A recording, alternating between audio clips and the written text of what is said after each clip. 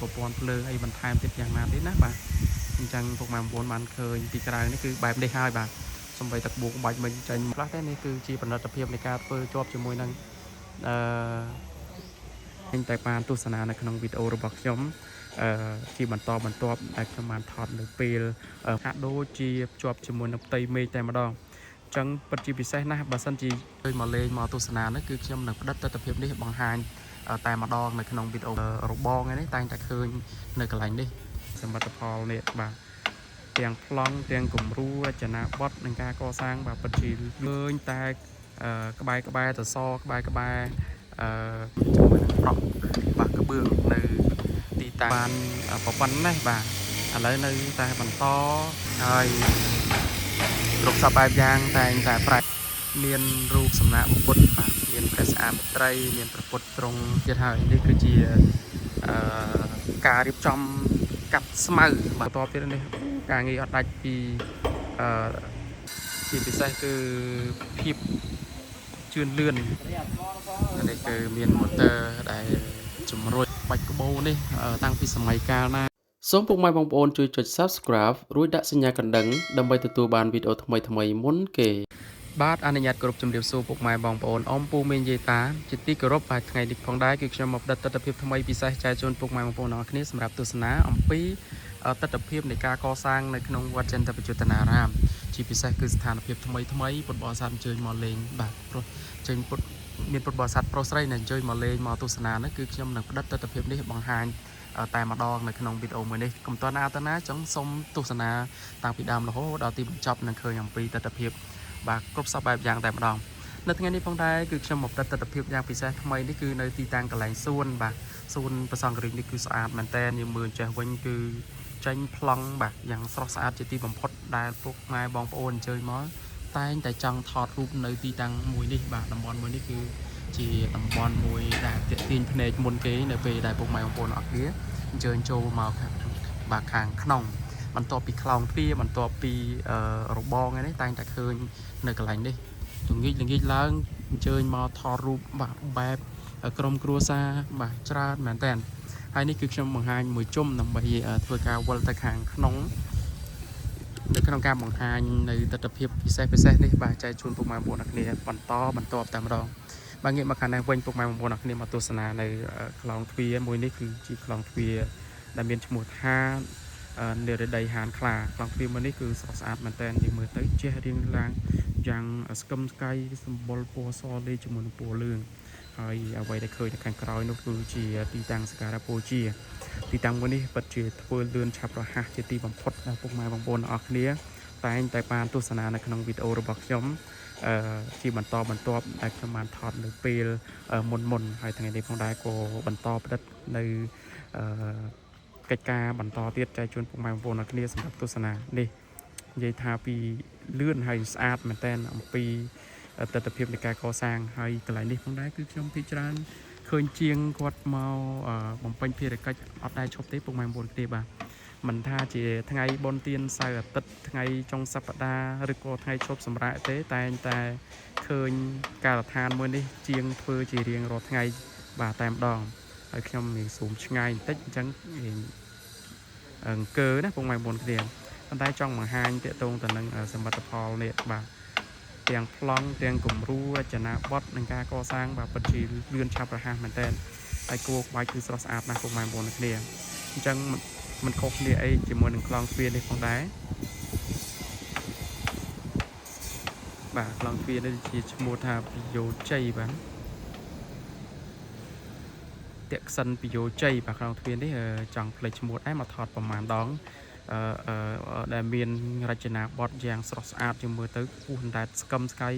ហាក់ដូចជាភ្ជាប់ជាមួយនឹងផ្ទៃមេឃតែម្ដងអញ្ចឹងពិតជាពិសេសណាស់បើសិនជាខ្ញុំទៅថតនៅក្បែរឈរចិត្តពុកម៉ែបងប្អូនអរគ្នា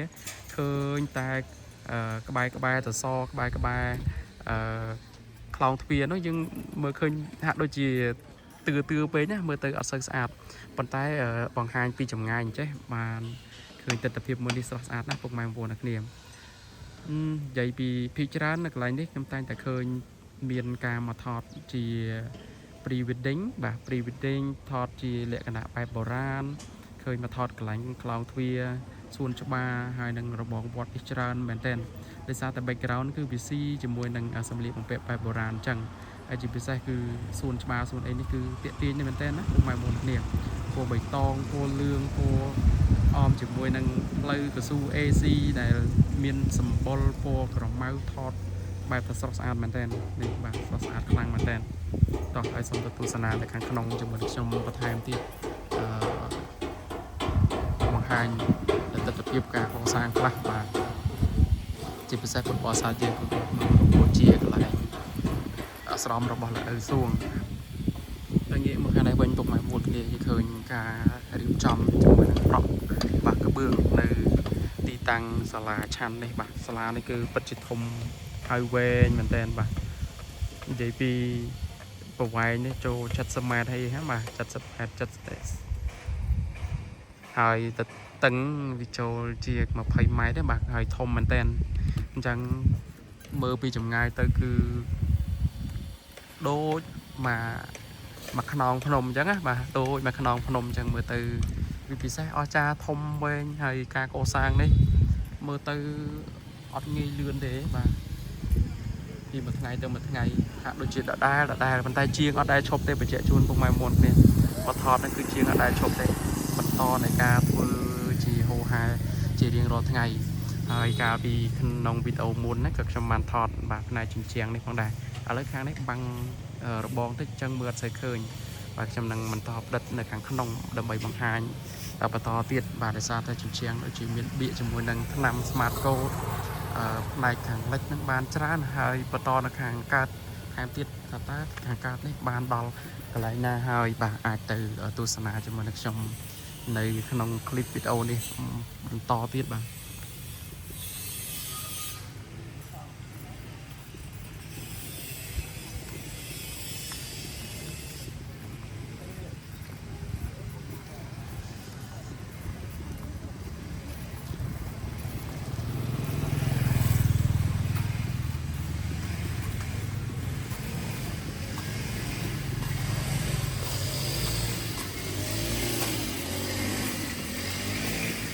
បាទបងប្អូនគ្នាហើយចូលមកដល់ខាងក្នុងនេះបាទពិតជា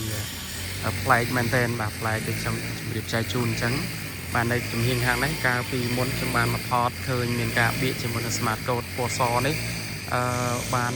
ប្រព័ន្ធនេះបាទឥឡូវនៅតែបន្តការងារនៅខាងមុខនេះបន្ថែមទៀតនេះពុកម៉ែបងប្អូនគ្នាបាទ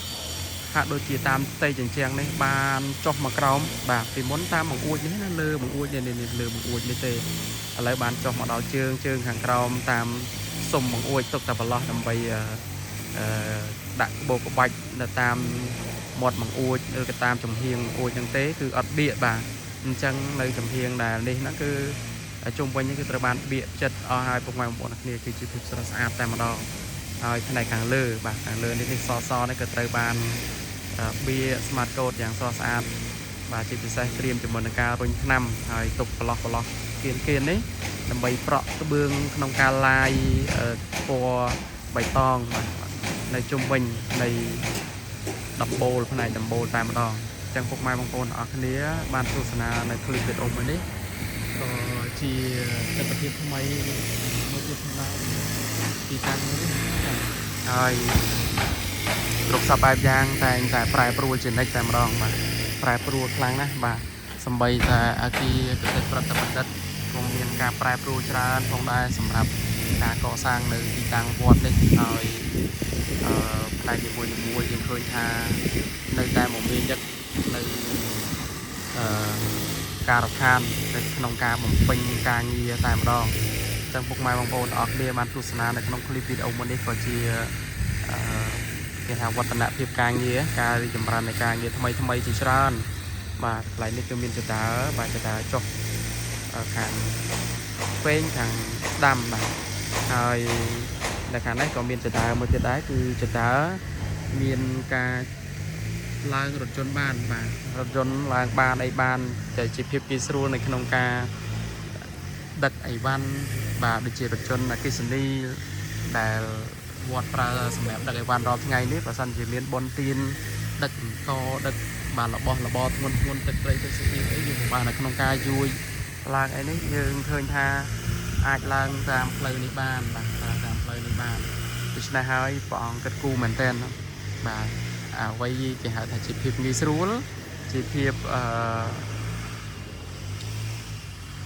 ឆាប់រហ័សដែលធ្វើឆាប់រហ័សហ្នឹងគឺតែងតែនឹកឃើញជានិច្ចមុនគេទុកនាពេលអនាគតការបន្តិចហ្នឹងពុកម៉ែបងប្អូនគ្នាបាទបើសិនបើយើងមិនគិតទុកឬក៏យើងមិនចាប់អារម្មណ៍ទៅលើវាយើងធ្វើទៅដូចជាហួសឬក៏ខុសអាហ្នឹងវាផ្ដល់នៅវិបត្តិដល់យើងវិញវិបត្តិយ៉ាងម៉េចគឺការកាប់កកាយពោះឡើងវិញឬក៏ធ្វើឡើងវិញយើងត្រូវចំណាយទឹកប្រាក់ចំណាយកម្លាំងពលកម្មចំណាយសម្ភារៈហ្នឹងគឺវាអាចលើសនៅតម្លៃពីមុនអញ្ចឹងទៅអ្វីទាំងអស់នេះបើគិតគូរបានត្រឹមត្រូវធ្វើត្រឹមត្រូវយើងទទួលបានភាពចំណេញច្រើនមែនទែនសម្រាប់បាទកន្លែងនីមួយអញ្ចឹងនៅថ្ងៃនេះមកបង្ហាញទាក់ទងនឹងកន្លែងនេះបាទជាទីតាំងកន្លែងព្រះអង្គប្រសូតហើយជាកន្លែងស្រង់ទឹកព្រះផងដែរបាទស្រង់ព្រះអញ្ចឹងឃើញមានពុទ្ធរូបព្រះអង្គប្រសូតបាទមួយព្រះអង្គដូចជាព្រះអង្គអភ័យមួយព្រះអង្គហើយខាងនេះមានរូបសំណាកពុទ្ធបាទមានព្រះស្អាតត្រីមានព្រះពុទ្ធទ្រង់សមាធិបាទហើយមានសួនច្បាររៀបចំយ៉ាងពិសេសស្រស់ស្អាតលម្អទៅដោយផ្កាលម្អទៅដោយសួនយ៉ាងប្រណិតភាពតែម្ដងបាទងាកមកខាងនេះវិញពុកម៉ែមកនៅគ្នាបាទឃើញទស្សនវិជ្ជាដ៏ពិសេសថ្មីទៀតហើយនេះគឺជាការរៀបចំកាត់ស្មៅបាទនេះឡើងរៀបថេងស្មៅជ្រេញដោយទីលានបាល់ទាត់អញ្ចឹងហើយបងក្រុមការងារគឺគាត់សម្អាតឬស្មៅកាយស្មៅនឹងគឺអត់មានសល់មកតងទេពុកម៉ែបងប្អូនគ្នាស្អាតមែនទែននេះស្រឡះចែសតែម្ដងឃើញតែគល់ដើមស្លានៅខាងនេះយ៉ាងចងងតែម្ដងនេះគឺជាភាពប្រណិតភាពនៃវត្តចេនបច្ចុប្បន្នារាមតែពុកម៉ែបងប្អូនអ៊ំពូមីងយាយតាដែលជាអ្នកអញ្ជើញមកឬក៏មិនបានមកបានទស្សនានៅក្នុងវីដេអូតែងតែសរសើរមិនដាច់ពីមាត់អំពីភាពស្រស់ស្អាតនៅទីតាំងវត្តនេះតែម្ដងបាទនិយាយរួមទៅមិនថាទីតាំងវត្តទីតាំងកោះទេគឺដូចគ្នាបាទហើយអ្វីដែលឃើញជាស្ដែងឃើញនៅក្នុងคลิปវីដេអូនេះបាទជារឿងពិតណាបាទអញ្ចឹងមិនមែនតែថត edit ឲ្យស្អាតបន្ថែមនេះអត់ទេគឺជាស្ដែងតែម្ដងបាទហើយសុំងាកមកខាងនេះវិញពុកម៉ែបងប្អូនគ្នាបាទតាមជញ្ជាំងនេះគឺបានបៀកបានមកដល់ខាងកើតហើយបាទវីដេអូមុនដែលខ្ញុំថតនេះគឺទៅនៅខាងលិចទេបាទឥឡូវមកដល់ខាងកើតហើយអញ្ចឹងពិតជាលឿនឆាប់រហ័សមែនតែនបាទសម្រាប់ការកសាងនៅទីតាំងវត្តចេនបច្ចុប្បន្នារាមនេះ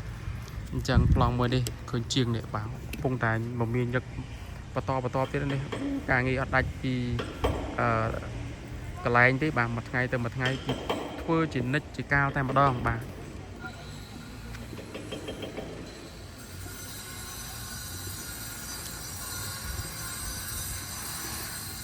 នៅក្បាលវីដេអូនេះគឺខ្ញុំបានថតពីខាងក្រៅហើយឆ្ងាយនៅក្នុងការបាទស៊ូមចែកជូនពុកម៉ែបងប្អូនអរគ្នានៅក្នុងការទស្សនាឥឡូវនេះគឺខ្ញុំមកដល់គៀកដើម្បីផ្តិតទស្សនវិជ្ជានៅកន្លែងទីសក្ការៈបូជានេះផងដែរបាទឥឡូវសូមមើលខាងលើបាទខាងលើមានដាក់ជាមួយនឹងកម្ពូលរួចរាល់ហើយចុះមកដល់ខាងក្រោមមានអីពិសេសច្រើនណាស់នេះពុកម៉ែបងប្អូនគ្នាខ្ញុំមិនសូវជាស្គាល់ខ្ពស់ក្បាច់រចនានឹងអស់ប្រហែលទេចាំពុកម៉ែបងប្អូនអាចទស្សនាហើយបានពិនិត្យដោយការគូបាទជាពិសេសគឺភាពជឿនលឿននៃការកសាងនឹងតែម្ដងបានលឿនឆាប់រហ័សណាស់បាទពីមួយថ្ងៃទៅមួយថ្ងៃនិយាយឃើញតែមានការប្រែប្រួលជានិច្ចបាទខ្ញុំមកថតបាទក៏រំភើបរីករាយដែរពិសេសគឺភាពប្រែប្រួលដ៏ស្អាតអស្ចារ្យរបស់វត្តចេនបច្ចុប្បន្នារាមនេះបាទនេះឥឡូវងាកមកខាងនេះគឺឃើញតែសកម្មភាពនៃការស្ទូចបាទថ្មស្ទូចស្ទូចក្បឿងយកទៅផ្នែកខាងលើបាទនេះនិយាយទៅពីស្កឹមស្កៃតែម្ដងពីមុនណាបានឃើញជាមួយការចាក់ថ្នាំនៅខាងលើហ្នឹងណាចាក់ដូចជានៃដំបូលខាងលើហ្នឹងឥឡូវនេះខាងនេះបានចាក់រួចរាល់ហើយបាទ100%ទៅទៀតហើយនៅតែដោះពុំចេញទៅពុកម៉ែបងប្អូនគ្នាបាទពិសេសមែនទែនការងារច្រើនណាស់ដែលបំពេញជារៀងរាល់ថ្ងៃបាទការងារទាំងនេះគឺជាការបង្ហាញយ៉ាងម៉ត់ចត់អំពីភាពជឿនលឿនការកសាងនៃការកសាងនៅក្នុងវត្តបាទ ចឹងពុកម៉ែបងប្អូនអរគ្នាប្រកាសជារំភើបរីករាយបាទហើយនឹងត្រេកអរអនុមោទនាបុណ្យជាមួយនឹងការងារជាមួយនឹងសមិទ្ធផលដែលមាននៅក្នុងវត្តចិនបច្ចុប្បន្នារាមនេះផងដែរបាទសូមធ្វើដំណើរខាងក្នុងបន្តទៀតពុកម៉ែបងប្អូនគ្នាបាទគឺជាផ្នែកនៃខាងកើតនៃសាលាឆាន់បាទថ្ងៃនេះមានបន្លប់ល្អហ្នឹងណាបាទនេះគឺមានម៉ូទ័រដែលជំរុញក្នុងការលើកនៅបាច់ក្បូរបឿងអីទាំងឡាយដែលនៅខាងក្រោមនេះឈ្មោះទៅកាន់ផ្នែកខាងលើបាទផ្នែកខាងលើមើលគៀកចេះឲ្យពិបាកមើលបន្តិចពុកម៉ែបងប្អូនគ្នាដោយសារតែខ្ពស់បាទខ្ពស់ខ្លាំងចឹងពិបាកនៅក្នុងការទស្សនាបន្តិចថតពីចម្ងាយចេះឃើញស្អាតម្យ៉ាងបាទស្អាតម្យ៉ាងគឺស្អាតខ្លាំងតែម្ដងបាទផ្នែកខាងនេះវិញគឺជាទីតាំងអគារព្រះអង្គខ្មៅចិនរាំងសីបាទព្រះអង្គខ្មៅចិនរាំងសីនេះអគារនេះគឺតូចច្រឡឹងស្អាតបាទតែក្បូរក្បាច់រចនាម៉ត់ចត់ជាពិសេសតែម្ដងដែលយើងមិនបានដឹងទេណាថាបាច់ក្បូរនេះតាំងពីសម័យកាលណាហើយធ្វើឡើងសម្រាប់កម្មវិធីអ្វីឬក៏ដាក់អីនៅទេពុកម៉ែបងប្អូនគ្នាចឹងពុកម៉ែបងប្អូនគ្នាបានឃើញនឹងទស្សនានៅវីដេអូមួយនេះក៏ជារឿងដ៏ពិសេសមួយផងដែរនៅក្នុងការចែករំលែករបស់ខ្ញុំបាទថ្មីត្បិតតែมันបានអញ្ជើញមកក៏អាចទស្សនាដូចដែលបានដើរមើលជារៀងរាល់ថ្ងៃដែរបាទនេះសំបីតែត្រូទៅសកន្លែងនេះទីក៏មានបុកបាច់នេះបាទនេះហើយក្បាច់ហ្នឹងមិនដឹងតែគេហៅថាក្បាច់អីទេក្បាច់ញីទេក្បាច់អីខ្ញុំមិនស្គាល់ដែរណាបងប្អូនគ្នាបាទនេះតាន់ទីហ្នឹងមកចុងជីងតិចហ្នឹងក៏ប្រើក្បូរក្បាច់ដែរបាទហើយទាំងនេះតាំងពីគ្រឹះក្រោមរហូតដល់កពូលលើនេះគឺខ្ញុំមើលទៅហាក់ដូចជាស្អាតបាតស្ទើរតែ 100% ហើយបាទអញ្ចឹងដឹងថាហើយស្អាតបញ្ចប់ការដ្ឋាន 100% ឬក៏យ៉ាងណាទេប៉ុន្តែអត់ឃើញជាងធ្វើទេចឹងអាចនៅតុបតែងគ្រឿងសង្ហារឹមតុបតែងនៅប្រព័ន្ធភ្លើងអីបន្ថែមទៀតយ៉ាងណាទេណាបាទអញ្ចឹងពុកម៉ែបងប្អូនបានឃើញពីក្រៅនេះគឺបែបនេះហើយបាទសំបីតែក្បូរក្បាច់មិញចេញមកអូឆ្វាយតែម្ដងនេះបាទស្អាតណាស់បាទស្អាតខ្លាំងមែនតើនេះយើងមើលទៅដូចជាឆពន់រាំងសីអញ្ចឹងបាទហើយបើសិនជាដាក់ភ្លើងទៅទៀតពិសេសអស្ចារ្យណាស់បាទពុកម៉ែបងប្អូនគ្នា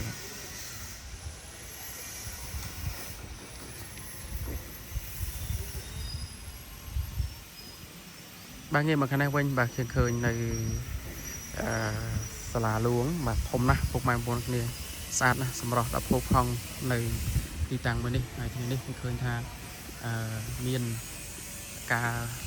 កសាងបៀកបាទសក្បុសតែម្ដងយើងមើលទៅកន្លែងនេះគឺបៀកដូចជាហើយបាទពីស្មាតហ្វូននេះដូចជាហើយដូច្នេះហើយកន្លែងនេះយើងឃើញថាល្អច្រើនស្អាតច្រើនហើយពីមុនក៏បានមកថតនៅក្បាច់ក្បូរនៅតំណេះបាទនេះក្បូរក្បាច់ដែលកំពុងតែធ្វើនៅភ្ជាប់ជាមួយនឹងហោជាងនេះហើយថ្ងៃនេះគឺបានឃើញ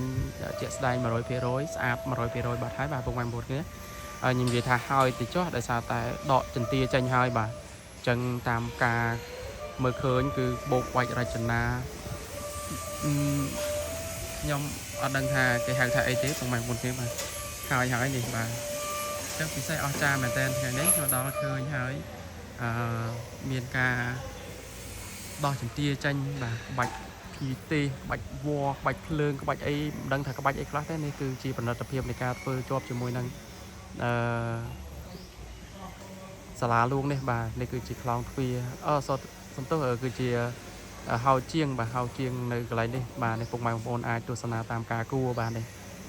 អូពិសេសមែនតើអញ្ចឹងបានទស្សនានៅក្នុងថ្ងៃនេះក៏ទទួលបាននៅវីដេអូថ្មីបាទវីដេអូថ្មីដែលខ្ញុំបង្ហាញចែកជូនបាទអរគុណណាស់ពុកម៉ែបងប្អូនគ្នាដែលបានទស្សនាជាមួយខ្ញុំបាទនៅក្នុងคลิปមួយនេះដែលខ្ញុំបង្ហាញនៅទីតាំងខាងមុខមកដល់ខាងក្នុងបាទចែកជូនពុកម៉ែបងប្អូនគ្នាមានតែប៉ុណ្ណេះហើយខ្ញុំនឹងបន្តផ្តិតទស្សនវិជ្ជាថ្មីបន្ថែមនៅកន្លែងផ្សេងបាទទស្សនវិជ្ជាថ្មីជាច្រើនកន្លែងទៀតចែកជូនពុកម៉ែបងប្អូនគ្នាសម្រាប់ទស្សនាអរគុណគ្រប់គ្នាជួបគ្នានៅក្នុងវីដេអូថ្មីបន្តទៀត